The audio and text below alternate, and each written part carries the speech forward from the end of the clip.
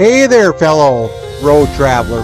Welcome. I'm John the Mouse. I have been in the trucking industry for over 20 years.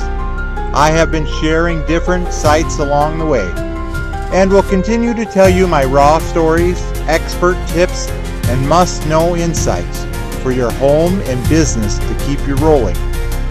Learn the ins and outs of heavy machinery, master road conditions, and drive alongside the different trucking lifestyle.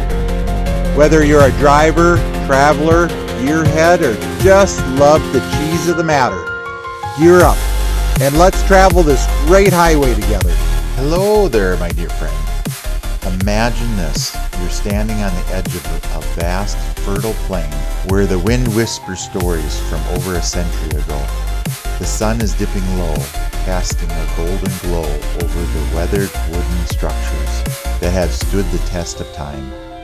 That's the magic of Sand Hill Settlement in Climax, Minnesota. A place that feels like a warm embrace from history itself. I am so glad you're here with me today. Let's embark on this journey together, just you and me, uncovering how, where, when, and why of all this hidden gem. We'll dive deep into its facts, history, and even some fascinating studies, all while weaving in stories that make it come alive. By the end, you'll feel like you've walked those dusty paths yourself, inspired by the resilience and positivity of those who built it. Ready?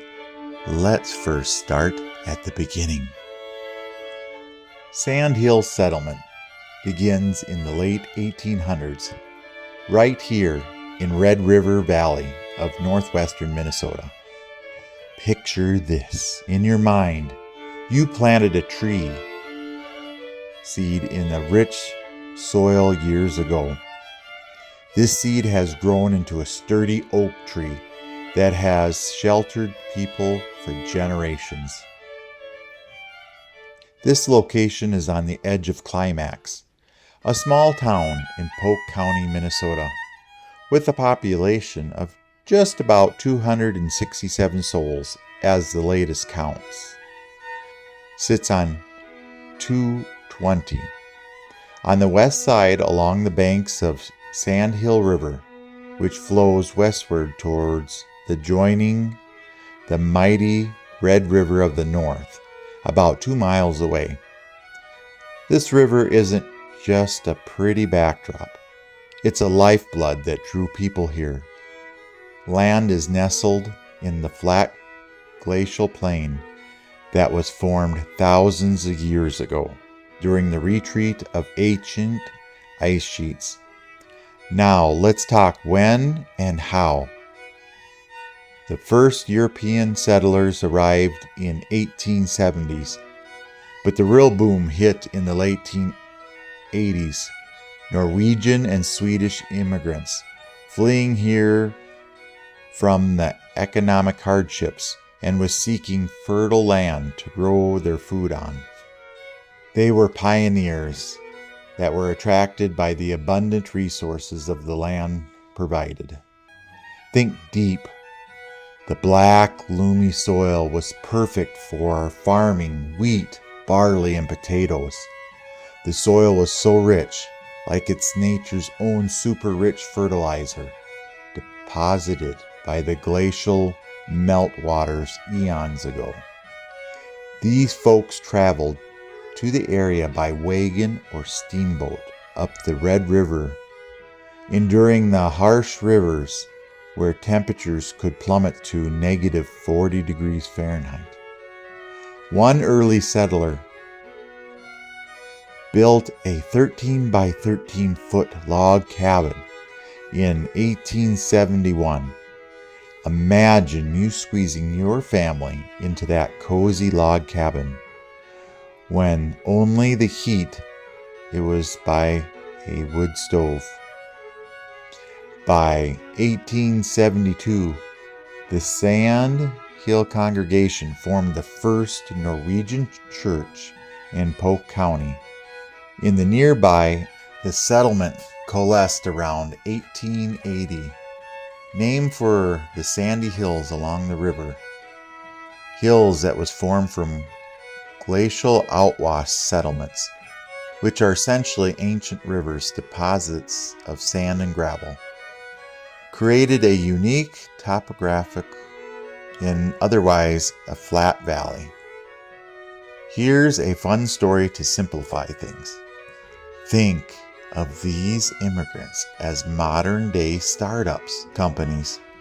They bootstrapped their lives with basic tools, and with some grit they used axes for clearing the land, plows pulled by oxen to turn the barren prairie into thriving farms. But it wasn't easy.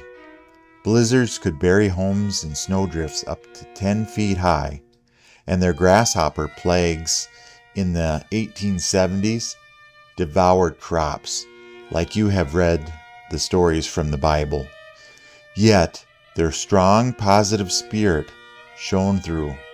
They built communities through bee events that have a group of people in a work group. These parties for barn raising or harvesting are like what the Amish do. These helped in fostering bonds that remind us today how teamwork breeds warmth and success. Technically speaking, this is part of the broader Homestead Act of the 1862, which granted 160 acres to settlers who improved the land for 5 years. By the 1900s, the area had schools, churches, and even a post office, evolving from scattered farms into small settlement. Diving deeper into the facts, my friend, because I know you love the details. The Sand Hill Settlement Historical Society, founded to preserve this legacy, now manages the site. It's a living museum with a collection of authentic buildings. That the 1871 log cabin I mentioned earlier was restored with original chinking. That's the mud and moss sealant that you see between the logs for insulation. The Sand Hill Lutheran Church from 1880, with its steeple reaching 40 feet high, built using balloon framing. That's a technique where long vertical studs create tall walls without heavy timbers. A one-room schoolhouse from the 1890s was complete with slate, blackboards, and potbelly stoves, and even had a blacksmith shop where you can imagine the clanging of hammers shaping horseshoes from wrought iron heated to 1500 degrees. Historically, this ties into the Minnesota's broader narrative. Polk County, established in 1858 and named for President James K. Polk, saw rapid growth in post-Civil War due to the Northern Pacific Railway reaching nearby Crookston in 1872. But Climax itself got its quirky name in 1896 from a chewing tobacco brand. Yes, really, from a chewing tobacco brand. The town's founder borrowed it from Climax, Minnesota. But it leans into the fun with slogans like "Come Again."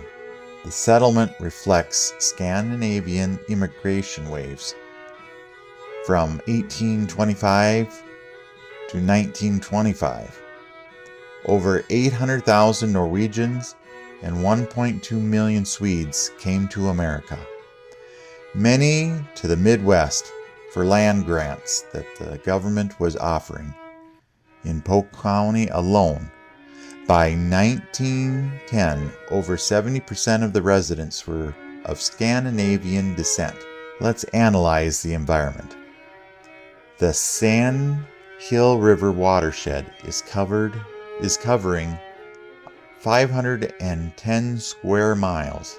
It's like the settlement's guardian artery. Glacial history left behind extremely fertile soils. It's classified as mollusols with high organic matter content up to 5 to 10% for superior crop yields. But modern studies highlights the challenges. The Minnesota Pollution Control Agency, the 213 total maximum daily load, would be a TMDL study for the Sandhill River watershed, details the impairments from the excess nutrients like phosphorus, peaking at 0.15 of a milligram per liter in the summer, and E. coli bacteria, often from the agricultural runoff.